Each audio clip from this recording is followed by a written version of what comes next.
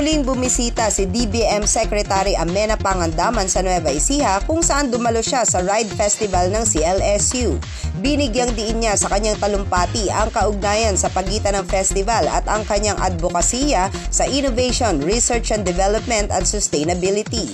Sa unang pagbisita ng kalihim sa kauna-unahang Public Financial Management Competency Program, katuwang ang pamahalang panlalawigan ng Nueva Ecija sa pangunguna ni Governor Aurelio Umali na ginanap sa NEUST, ay inihayag niya ang kahalagahan ng state universities and colleges sa paghubog ng kaisipan at pagkatao ng mga kabataan na silang mga susunod na leader ng lipunan.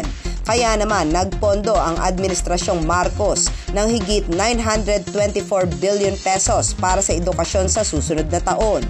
Kaya naman po, mariing tagubilin ng ating mahal na Pangulo, Pangulong Ferdinand Romualdez Marcos Jr., na patuloy na bigyang prioridad ang sektor ng edukasyon sa ating bansa.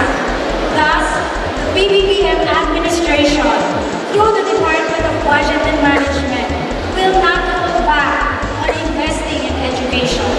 Nakapaloob dito ang patuloy na libreng pag-aaral sa kolehiyo na may nakalaang pondo na 51.1 billion pesos kung saan ang 21.7 billion ay para sa mga SUC sa buong bansa.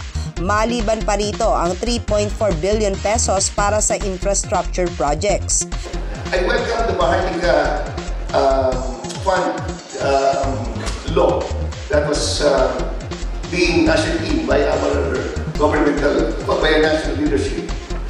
Sabi ko nga kasi Senator Ligarda, ma'am, tinanong kasi niya, payag ka ba sa Maharlika Fund namin ngayon pinubusisi sa Kongreso? Hindi po, nakatingnan ko lang eh. So I took chance. And sabi ko, yes. And she asked me why. Kasi po, hindi ito pag-put investment eh. For the first time, yung public funds at private funds pagkakasamahin for projects, infrastructure ng country. Sa panayam ng TV48, sinabi ng kalihim na tumaas ang 2024 National Tax Allotment na prioridad na ilaan sa sektor ng agrikultura, infrastruktura at PDP plan.